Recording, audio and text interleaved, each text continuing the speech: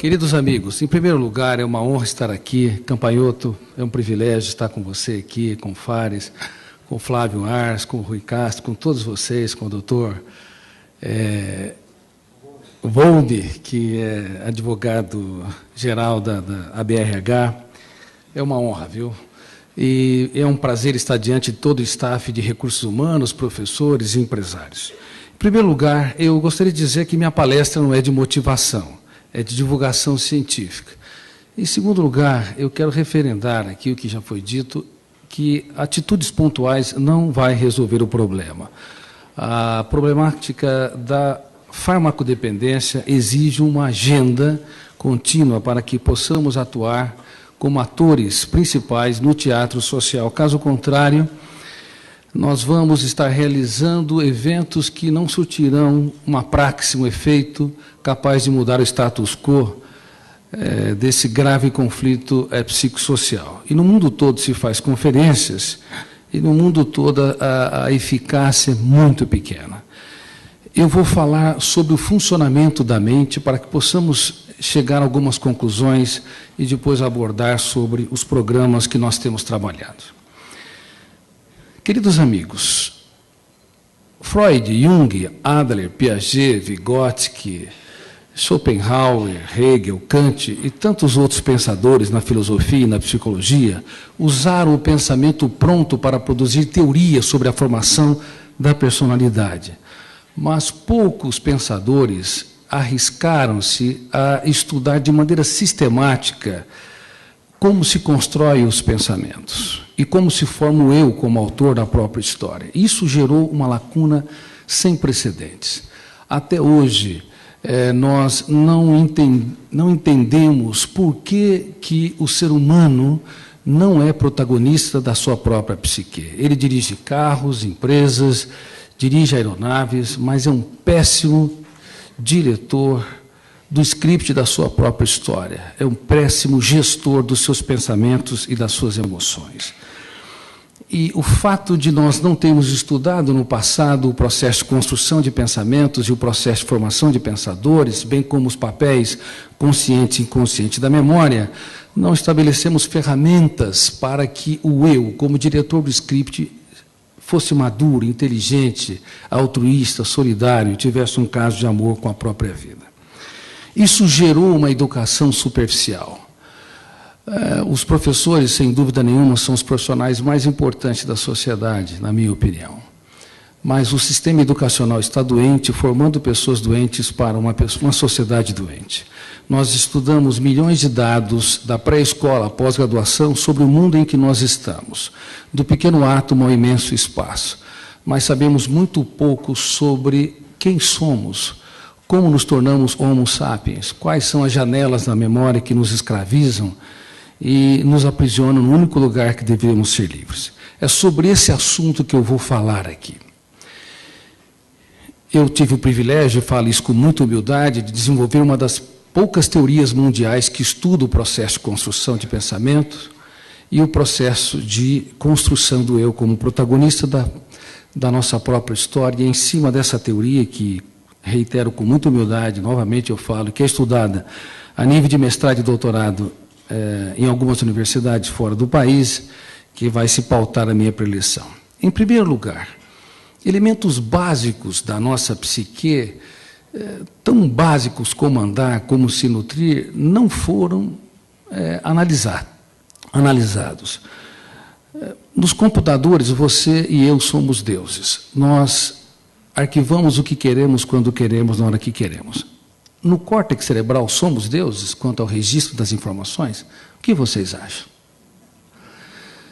É uma questão fundamental. Na verdade, o registro na memória não depende do eu, da vontade consciente. Depende de um fenômeno que eu chamo de RAM, registro automático da memória. Poderiam repetir, por favor?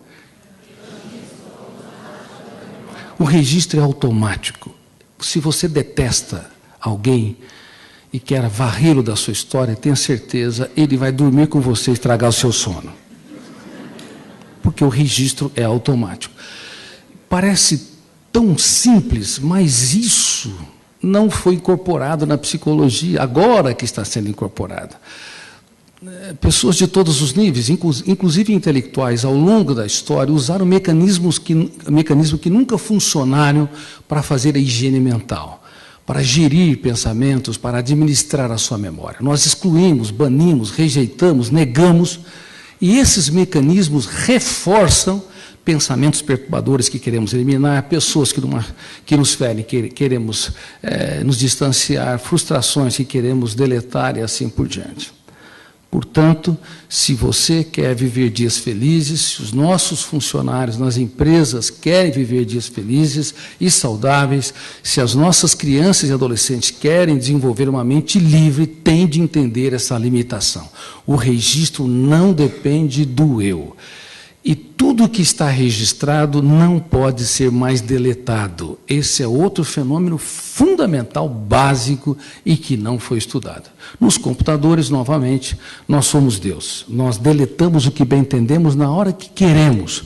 No córtex cerebral, isso é impossível. Ninguém consegue deletar os seus medos ou fobias, ninguém consegue apagar as suas obsessões, os seus traumas, as suas privações e assim por diante. Por isso que o processo psicoterapêutico e psiquiátrico não é cirúrgico. Numa cirurgia, o médico abre a pele, rebate músculos e encontra um tumor e o extirpa. Na memória humana, isso é impossível, a não ser que haja processos mecânicos, como degeneração cerebral, tipo mal de Alzheimer, um acidente vascular cerebral, um tumor cerebral e assim por diante. Caso contrário, o nosso eu não tem habilidade, não tem ferramental para desarquivar, para destruir, para anular os seus traumas, os seus conflitos incorporados ao longo da própria história.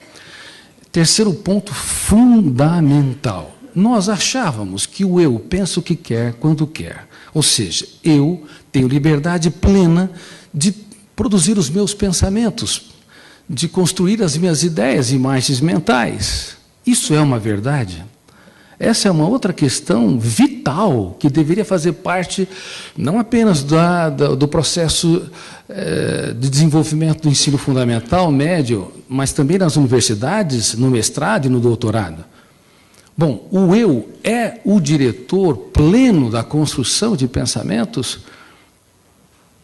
O que vocês acham? Se vocês estão falando não, vocês estão dizendo que metaforicamente, quando estão dirigindo um carro, não apenas vocês pegam a direção do carro, mas há outros fenômenos inconscientes que podem dirigir esse carro, pegar a direção e virar para a esquerda quando você quer virar para a direita, brecar quando você quer acelerar ou vice-versa. Se vocês estão dizendo isso, indica-se que a mente humana é extremamente complexa. A empresa humana não apenas tem um diretor financeiro, mas tem outras pessoas que podem usurpar o caixa da empresa e levá-la a um processo de falência. Bom, nós somos uma espécie altamente complexa, muito mais complexa do que nós imaginávamos até hoje, e, de fato, não apenas o eu é o construtor de pensamentos conscientes. Há fenômenos inconscientes que produz pensamentos sem a autorização do eu. Eles são importantes. Um deles eu chamo de gatilho da memória. No exato momento em que eu estou falando, cada gesto, cada palavra, cada verbo conjugado de tempo espacialmente é compreendido porque o gatilho abre milhares de janelas e, psicossemanticamente, há o processo de interpretação sem autorização do eu. Portanto, sem o gatilho da memória e sem as janelas que se abrem em milésimos de segundos, nós jamais entenderíamos as milhares de imagens, de sons, de palavras, de estímulos no mundo externo. Esse processo não depende do eu, são mecanismos inconscientes. Por exemplo, uma pessoa que tem claustrofobia, que é o medo de lugar fechado. Ele, quando está num ambiente aberto, ele deu uma conferência, trabalhou em equipe de maneira segura. Mas quando entra no elevador, detona o gatilho da memória, que é um fenômeno inconsciente, abre uma janela especial, chamada killer ou traumática, cujo volume de tensão é tão grande que bloqueia milhares de outras janelas, e o eu dele, que tem claustrofobia, não consegue encontrar milhões de dados nas janelas que não foram abertas, obviamente. Consequentemente, a sua segurança vai se derreter como gelo no sol do meio-dia. Portanto, pessoas inteligentes e cultas podem viver um acidente emocional gravíssimo num foco de tensão. Se tem claustrofobia ou se tem fobia social, vai ruborizar, ter dificuldade de expressar suas ideias em público ou trabalhar em equipe. Se tem obsessão, vai ler continuamente uma janela por fenômenos que o eu não autorizou e vai produzir uma série de ideias fixas de conteúdo negativo. Ou seja, o eu, ele deveria ser um grande gerente da psique humana, da grande empresa chamada psique humana, mas ele não é preparado para ser o gerente, ele frequentemente é imaturo, ele não sabe gerir pensamentos, não sabe proteger a emoção e não sabe desatar as armadilhas da mente. É por isso que eu escrevi esse livro que eu estou publicando agora, Armadilhas da Mente. E nesse livro eu faço uma abordagem que eu fiz, inclusive, há poucos dias, quando eu dei conferência para mais de 1000 auditores da Receita Federal. Eu brinco com eles, os profissionais mais temidos e não amados. Que são pessoas que eu tenho o maior respeito e a maior consideração. O eu deveria fazer uma auditoria da nossa psique para avaliar as nossas mazelas e misérias, avaliar os nossos conflitos, a nossa insegurança, a nossa dificuldade de gerir a nossa própria psique. Mas esse eu não foi treinado para fazer auditoria. Nós fazemos auditoria das nossas empresas, fazemos auditoria contábil, financeira, na área de produção, mas não fazemos auditoria da nossa própria psique. Não sabemos que devemos fazer a mais importante viagem que um ser humano deve empreender, uma viagem para dentro de si mesmo. Inclusive, psiquiatras, psicólogos, que podem ser ótimos para ajudar os outros, acabam frequentemente não fazendo essa auditoria e, pelo fato de lidar com mazelas e misérias dos seus pacientes, não protege a sua emoção e também adoece com mais facilidade, tem mais propensão para transtornos psíquicos. Além do gatilho e das janelas da memória, existe um outro fenômeno chamado autofluxo. Ele lê a memória milhares de vezes, sem autorização do eu. Qual o objetivo? Produzir a maior fonte de entretenimento. A maior fonte de entretenimento é, ou deveria ser, não o sexo, a TV, o esporte, a literatura, a música, que são importantes, mas não deveria ser a fonte mais importante.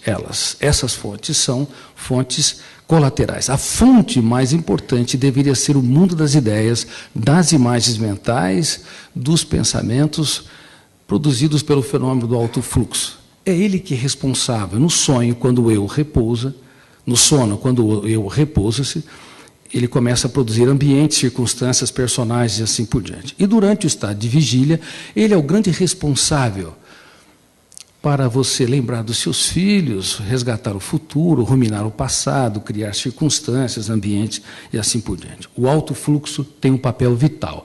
Quando ele não consegue trabalhar uma série de imagens mentais, circunstâncias, ambientes para entreter, aspirar, inspirar, sonhar, fazer o ser humano sonhar, nós temos uma insatisfação de base inexplicável. Ainda que possamos ser aplaudidos e reconhecidos, nós vamos desertificar o território da emoção. E eu quero dizer isso, que os níveis de insatisfação são tão contraídos na atualidade, que a estabilidade da emoção é tão pobre e o nível de profundidade de prazer é tão diminuto que isso tem propiciado com que jovens e adultos no mundo todo partem para o uso de drogas. O Homo sapiens, nossa espécie, não está trabalhando os fenômenos mais importantes que nos tornam exatamente sapiens, que nos tornam seres humanos pensantes. Os fenômenos colaterais, os fenômenos coadjuvantes, os atores coadjuvantes que deveriam colaborar com o eu, para produzir entretenimento, criatividade, inspiração, eles têm conspirado contra a qualidade de vida, porque, tanto em termos de qualidade quanto em termos de excitabilidade, eles foram alterados. Eu quero dizer o seguinte, que no passado o número de informações dobrava-se a cada 200 anos, hoje dobra-se a cada 1 ano, e como nós temos um fenômeno que arquiva tudo automaticamente, como é que ele chama? Registro automático da memória. No centro da memória, chamado MUC, memória de uso contínuo, que deveria ser 1 a 2% da memória, que metaforicamente na cidade significa as farmácias que você frequenta, as ruas que você vai, os supermercados. Você frequenta no máximo 1 a 2% da cidade onde você mora, principalmente nas cidades médias e grandes. Na memória humana, nós frequentamos uma zona especial chamada MUC, memória de uso contínuo. Mas o excesso de informação na atualidade tem saturado o centro, estimulando o fenômeno do alto fluxo a produzir pensamentos numa velocidade nunca antes vista, gerando uma síndrome que eu tive a felicidade de descobrir e a infelicidade de saber que grande parte da população mundial é acometida por ela e está na base do uso de drogas, uma das grandes causas. Essa síndrome se chama Síndrome do Pensamento Acelerado. Poderiam repetir, por favor? Pensar é bom, pensar com consciência crítica é ótimo, pensar demais é uma bomba contra a qualidade de vida. E eu quero dizer que a problemática drogas é apenas um dos graves problemas que estão se anunciando na atualidade. A qualidade de vida nunca esteve tão baixa. Para vocês terem uma ideia, 80% dos jovens estão apresentando sintomas de timidez e insegurança. E isso é gravíssimo, poderá contrair a criatividade, a mobilidade do pensamento, a ousadia, a capacidade de sonhar, de ter disciplina, assim por diante. 80% dos executivos são despedidos não por falta de competência técnica, mas por falta de habilidades emocionais, do eu como gestor dos pensamentos, resiliência, capacidade de trabalhar perdas e frustrações, assim por diante. Bom, a síndrome do pensamento acelerado, ela está na base de muitos transtornos, não apenas do estresse crônico, doenças psicossomáticas, mas também da farmacodependência e até mesmo de outros transtornos mais graves, como a depressão. 1 bilhão e 400 milhões de pessoas, cedo ou tarde, devem desenvolver o último estágio da dor humana, que é, como eu disse, a depressão. A depressão é o último estágio da dor humana. Infelizmente, o número de pessoas que vão desenvolver ao longo do traçado da sua história é muito grande. E, de acordo com o Instituto Social de Pesquisas da Universidade de Michigan, pasmem, uma em cada 2 pessoas desenvolverá um transtorno psiquiátrico, e não apenas depressão. Pânico, ansiedade, farmacodependência, doenças psicossomáticas e assim por diante. Bom, vamos fazer um teste aqui sobre a sua qualidade de vida para vocês entenderem como nós como nós estamos em níveis dramáticos em nossa saúde psíquica, na nossa mente livre, para também projetarmos por que tantas pessoas estão entrando nas armadilhas das drogas. Sejam sinceros aqui, por favor, levante as mãos. Quem é que sofre por antecipação? Bom, agora eu quero perguntar. Sofrer por antecipação é fazer o velório antes do tempo. Quem é que quer fazer o velório antes do tempo? Ou ninguém. Mas por que sofremos por antecipação? Porque o eu não é um bom gestor psíquico, porque o alto fluxo lê a memória milhares de vezes, devido ao excesso de informação, o excesso de atividade, o excesso de preocupações. Então, nós excitamos um fenômeno que é fundamental, e esse fenômeno, ao invés de colaborar, ele usurpa, controla o diretor financeiro, controla o presidente da empresa chamada mente humana. Outra pergunta, quem é aqui, por favor, cansado? Levante as mãos. Uma plateia de cansados. Tem pessoas tão cansadas que nem conseguem levantar as mãos direito. Parabéns, obrigado pela sinceridade. Vocês são normais, porque o normal na atualidade é ser estressado e tenso e irritadiço. E o anormal é abraçar as árvores, conversar com as flores, viver relaxadamente. Mais um sintoma. Quem tem dores de cabeça? Dores musculares, irritabilidade, baixo limiar à contrariedade. Sejam sinceros, ou déficit de paciência. Eu acho que nós deveríamos abrir um hospital aqui. Mais uma pergunta, e se me responderem coletivamente, eu vou encaminhá-los um mês para no Hotel Fazenda. Pagos pela Federação das Indústrias do Paraná.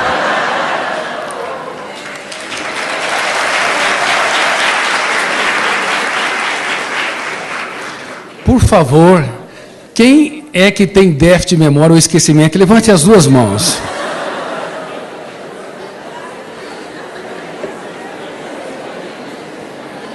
Bom, uma plateia de esquecidos.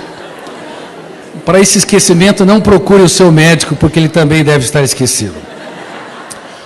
O déficit de memória ele representa um grito de alerta do cérebro para o eu, que não consegue gerir pensamentos, ter um caso de amor com a qualidade de vida, proteger a emoção e administrar os pensamentos. Como nós não conseguimos, ele dá o grito, ele apaga os campos da memória na tentativa de pensarmos menos e protegermos mais a homeostase, o equilíbrio psíquico. Como não conseguimos, não apenas ocorre o déficit de memória, mas também uma série de sintomas psicossomáticos, como eu disse, dores de cabeça, dores musculares, dor na garganta, opressão, diarreia quando está tenso, até o câncer. Nós estamos muito preocupados com a explosão de índice de câncer, de tumores cancerígenos, que não se explica apenas pelo controle, pelo tabagismo, alcoolismo, e poluição ambiental, pesticida e fatores genéticos. O ser humano hiperpensante, ele agride constantemente o seu corpo, e na época eu me formei na Faculdade de Medicina, 1 em 20 desenvolveu câncer, hoje, pasme, 1 a 4 a 5 pessoas. Aumentamos em 400 a 500%, e com os colegas que eu tenho desenvolvido pesquisas, inclusive ligado a Harvard, tenho dito que o ser humano, o eu, que não é trabalhado para ser autor da própria história, ele pode agredir constantemente o seu cérebro e todo o seu corpo, e isso pode ser um fator também, junto com outros, que desencadeia ou acelera essas células egoístas que se multiplicam sem nenhum controle. Queridos amigos, essa é a situação do ser humano moderno. Nós mexemos na caixa preta do funcionamento da mente. Agora, uma outra coisa.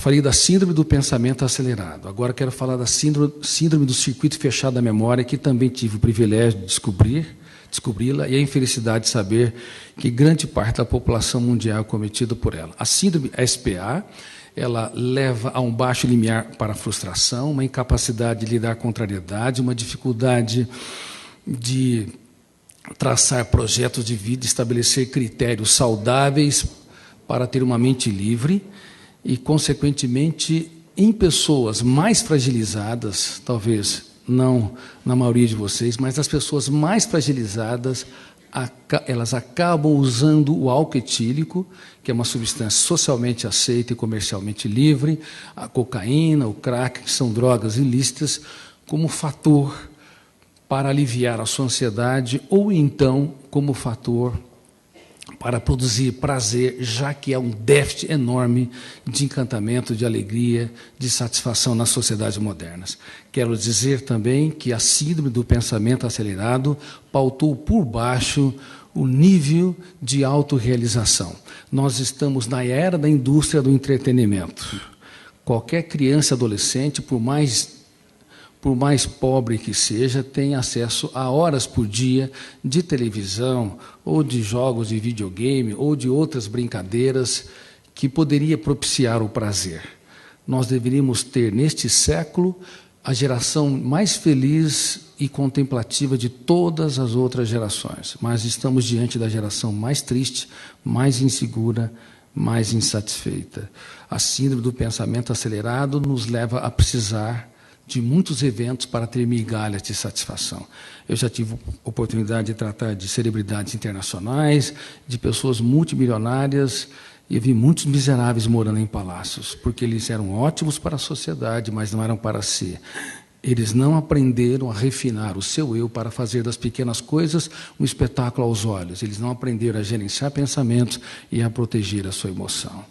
Portanto, queridos amigos, a atualidade, a problemática das drogas, elas devem ser compreendidas a partir do funcionamento da mente. O que está errado? Aonde nós alteramos? Quais são os mecanismos que se tornaram doentios para fazer com que esse Homo sapiens não seja livre? Não faz muito tempo eu dei uma conferência no Supremo Tribunal Federal, e ali eu disse que nunca, numa sociedade livre, quando eu falo sociedade livre, eu falo sociedades modernas, democráticas, Nunca, numa sociedade livre, houve tantos escravos, no único lugar que é inadmissível ser um prisioneiro. Escravos dentro de nós mesmos. E a síndrome do circuito fechado da memória, mais do que a síndrome do pensamento acelerado, encarcera o ser humano. Bom, eu disse que o registro é automático e involuntário, e ele forma janelas. Grande parte das janelas são neutras, tem número telefônico, números de endereços das pessoas, informações básicas das empresas, das escolas, assim por diante. Mais de 90% de todas as milhões de informações estão dentro das janelas que são neutras. Mas há dois grupos especiais de janelas, um chamado traumática, o conflitante ou killer, e a outra light, que ilumina o eu, estimula a consciência crítica, a capacidade de se colocar no lugar do outro, a capacidade de criar, de pensar multifocalmente, de racionalizar nossas mazelas. Então, as janelas light são importantes, elas vão definir nossos níveis de paciência, tolerância, generosidade, altruísmo. E as janelas killer, elas têm um alto volume de tensão. Quando você entra lá, o volume de ansiedade bloqueia milhares de outras janelas, fechando o circuito da memória, fazendo com que o Homo sapiens reaja como Homo bios. O ser humano inteligente e culto, ele pode reagir instintivamente, reagir sem pensar e, consequentemente, cometer os maiores erros da sua vida nos primeiros 30 segundos, onde ele está sequestrado por uma janela killer. A síndrome do circuito fechado da memória, então, gera incapacidade de pensar antes de reagir, de se colocar no lugar do outro, de pensar a longo prazo, de ter um caso de amor com a nossa qualidade de vida, de dizer não diante das contrariedades e de não submeter à influência dos outros quando essa influência é doentia. Agora, imagine que os adolescentes, eles estão numa fase onde estão formando a base das janelas lights. E quando existem janelas killer, medo do que os outros pensam, falam de mim, angústia, ansiedade, humor depressivo, naquele exato momento, quando entram numa janela killer e também quando estão debaixo da síndrome do pensamento acelerado, diminui a consciência crítica, diminui a capacidade de ser autônomo, de ter opinião própria. Naquele momento, ele cede ao uso de drogas, mesmo que nas escolas falaram-se algumas vezes, não de maneira não profunda, mas abordaram o assunto, os pais abordaram o assunto e assim por diante.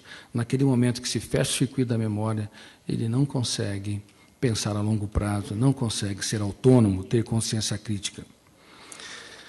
Isso também ocorre com os funcionários nas empresas. Quando estão angustiados, insatisfeitos e presos por janelas traumáticas, eles podem partir para o primeiro uso. E o problema é que uma cocaína ou um crack, o volume de estimulação é tão grande que forma uma janela killer especial, não apenas traumática, mas duplamente traumática, chamada janela killer duplo P. P de poder, power, poder de encarcerar o eu e poder de deslocar a maneira de nós vermos, interpretarmos e sentirmos a vida. O killer, o volume de tensão é tão grande que numa outra experiência, quando está angustiado, ou quando pensa nas drogas, quando alguém pressiona, ou está num ambiente social, entrou naquela janela que tem experiência inicial do uso de drogas, e ele fecha o circuito da memória e parte para o novo uso. Portanto, o querido secretário de antidrogas de Cascavel, quero dizer que mesmo bons pais, mesmo educadores maravilhosos, empresários fascinantes, professores, médicos ilustres, podem gerar filhos que aprisionam-se, sequestram-se nos solos da sua memória, porque o volume emocional, o volume de estimulação, o grau de ansiedade gerada por uma droga no exato momento em que a pessoa usa, ele pode, por si mesmo, construir essas masmorras intrapsíquicas. O álcool etílico, no entanto, o álcool ele demora cerca de 6 anos para se produzir uma dependência. A heroína gera uma dependência física importante 1 semana depois de injetada a droga. Geralmente é injetada a heroína. Então, se produz uma dependência física e psicológica alta. O álcool etílico também produz uma dependência física, mas como é ingerida, e o efeito psicotrópico é menor do que o efeito dos opiáceos, então demora muito mais tempo. Claro que vai depender do tipo de personalidade, do metabolismo da pessoa, da carga genética, aí o processo pode ser acelerado ou prolongado. Mas o crack tem um efeito tão grande, tão intenso, que depois de algumas vezes a pessoa já financia essas janelas killer duplo P, encarcerando no único lugar que deveria ser livre. Queridos amigos, falando sobre o circuito da memória, nos primeiros 30 segundos eu disse, nós cometemos os maiores erros da nossa vida e os usuários também. Palavras que nós nunca deveríamos dizer para as pessoas que não são caras, são ditas nesses exatos momentos. Atitudes que nunca deveríamos tomar diante das pessoas que nós escolhemos, da pessoa que nós escolhemos para dividir a nossa história, são produzidas. Professores jamais deveriam expressar certas atitudes para os seus alunos alienados, arredios ou que têm atitudes inadequadas. São produzidas nesses momentos. E nesses momentos onde o nosso eu é um escravo, nós pressionamos, aumentamos o tom de voz, criticamos, excluímos, punimos e formamos mais janelas killer no outro, mais janelas traumáticas no outro, consequentemente expandindo os horizontes da dependência. É fundamental que todos os empresários tenham a consciência de que os seus funcionários representam o maior capital das suas empresas. Eles representam a joia da coroa. E deve ter um canal não punitivo, não de estranhamento ou de exclusão, quando as pessoas usam drogas, mas de acolhimento, de generosidade e de altruísmo. Um ser humano é verdadeiramente feliz, estável e profundo emocionalmente quando ele tem coragem para investir na felicidade dos outros. O egoísmo, o egocentrismo e o individualismo nunca foram defesas saudáveis e nunca foram o baluarte das pessoas saudáveis e livres, mas das pessoas doentes. Empresas saudáveis, eu dei palestra não faz muito tempo para 50 empresas psicologicamente saudáveis. Empresas saudáveis são empresas que não têm funcionários que sejam plenamente saudáveis, porque ninguém o é. Haja vista que quase todos vocês estão com 3, 4, 5 sintomas da síndrome do pensamento acelerado. Empresas saudáveis são empresas que investem nos seus funcionários como a joia da coroa, como estrelas vivas no teatro da existência. Empresas que consideram que as suas máquinas, os seus programas de computadores, os seus produtos e seu aporte financeiro nos bancos é o principal capital, elas erraram o alvo. Elas acertaram no trivial e erraram no essencial.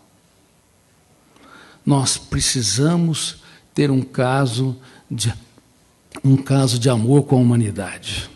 Precisamos ter um caso de amor com a vida, porque a vida é bela e breve como gotas de orvalho, que por instantes aparecem e logo se dissipam aos primeiros raios solares do tempo. Muito obrigado por me ouvirem.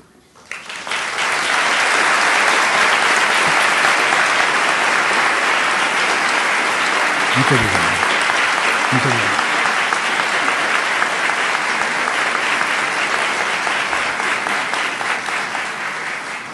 Falando rapidamente agora de 2 grandes projetos. O primeiro projeto chama-se Escola da Inteligência, para entrar na grade curricular das crianças a partir de 6 anos de idade, as funções mais complexas da inteligência, como pensar antes de reagir, expor ou impor as ideias, trabalhar perdas e frustrações, resiliência, gerenciar pensamentos e proteger a emoção. Nós vamos às lágrimas ao vermos os resultados. Há mais de 100 mil alunos já vivenciando o projeto Escola da Inteligência, prevenindo o uso de drogas, prevenindo transtornos psíquicos, debatendo ideias, inclusive melhorando o rendimento intelectual. Uma aula por semana, com sistema lúdico, áudio, audiovisual. As crianças que não conseguem ter paciência nas escolas, o último lugar que elas querem estar é dentro da sala de aula, porque uma criança de 7 anos de idade tem mais informação do que o imperador romano tinha quando dominava o mundo no auge de Roma, então está super estressado, e o professor, com toda aquela metodologia tradicional, não consegue mais encantá-los.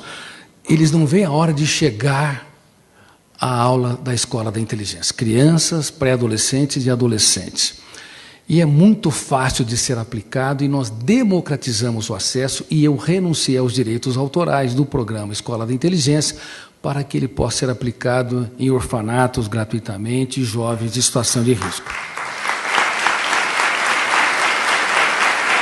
Muito obrigado. Quem quiser conhecer o programa, eu vou dar o site. Nós estamos apresentando para o SESI aqui também, pelo Flávio Ars, é www.escoladainteligência.com.br. Só para vocês terem uma ideia, quanto tempo nós temos para fazer a higiene corpórea? Tomar banho? A cada 24 horas? Claro que algumas pessoas tomam banho a cada 2 ou 3 dias, ou 4 dias. Outras, eu já tive caso, eu fiz cerca de 20 mil atendimentos psicoterapêuticos e consultas psiquiátricas. Eu atendi o caso de uma pessoa que tomava 40 banhos por dia. E para fazer a higiene mental, quanto tempo nós temos? No máximo 5 segundos. Produzir uma ideia perturbadora, o teu eu tem de desenvolver a arte da crítica, da dúvida, para reciclá-la enquanto a janela está aberta para o fenômeno RAM não operar o processo de registro, depois nós não conseguimos deletá-la. Aí nós acumulamos lixo ao longo da história. E as crianças estão aprendendo o que nós não aprendemos. Bom, e o outro programa chama-se Free Mind. Free Mind, no inglês, mente livre, emoção saudável. Esse programa Free Mind também desenvolveu ao longo de 10 anos, e ele é plenamente gratuito. Nós temos vários livros, nós confeccionamos através do aporte de várias empresas, onde nós estamos disponibilizando, não apenas para as comunidades terapêuticas, mas também para as instituições, inclusive as empresas. FreeMind tem 12 ferramentas. Citei várias delas: proteger a emoção, gerenciar pensamentos, os papéis consciente e inconsciente da memória, o autodiálogo, o diálogo interpessoal, o empreendedorismo, a capacidade de reeditar o filme do inconsciente, a capacidade do eu ser autor da própria história. Nós também ficamos extremamente comovidos com o programa, porque ele não apenas previne e reeduca a emoção no caso das pessoas que já estão usando, mas também ele estimula a promoção de qualidade de vida. Eu acho que quase todos vocês precisam praticar o Free Mind. Deveriam procurar um profissional de saúde mental. Brincadeira à parte, quase todos vocês precisam de refazer a sua agenda. Quem é aqui, por favor, que já foi traído de alguma forma? Levante as mãos. Tá, ótimo. Eu não vou perguntar aqui quem já traiu, porque seria indelicado. Mas eu quero dizer que todos nós já traímos. Traímos nosso sono, nossos finais de semana, a nossa qualidade de vida. Traímos o território da emoção. E o programa Free Mind é para resgatar todo esse processo. Eu quero dizer aqui que vocês acabaram de ganhar 500 livros do projeto Free Mind.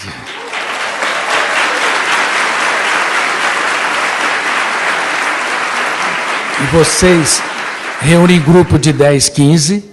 e pratica o programa, é todo auto-aplicável, não precisa de ser um especialista em psicologia, ou psicopedagogia, ou sociologia. Mesmo pessoas que não têm experiência na área, podem trabalhar em grupo, fazer a dinâmica e estudar cada ferramenta uma vez por semana, durante 2 horas. Nós também ficamos extremamente emocionados com o resultado. Bom, eu encerro a minha abordagem, depois ajudarei aqui no debate, dizendo que todo ser humano é um cofre. Não existe mentes impenetráveis ou irrecuperáveis. Existem chaves erradas. Não arrombe o cofre das pessoas. Quem é que já tentou mudar aqui uma pessoa teimosa? Levante as mãos. E quem é que conseguiu? Então, por favor, por que insistem? Não arrombe o cofre. Abra um canal de diálogo aberto com os funcionários da sua empresa. E, usando aquela frase do nosso querido amigo, as pessoas que mais precisam são aquelas que nós devemos investir mais, porque ninguém é desinteligente ou irrecuperável. devemos nos fazer pequeno para tornar os pequenos grandes. Muito obrigado.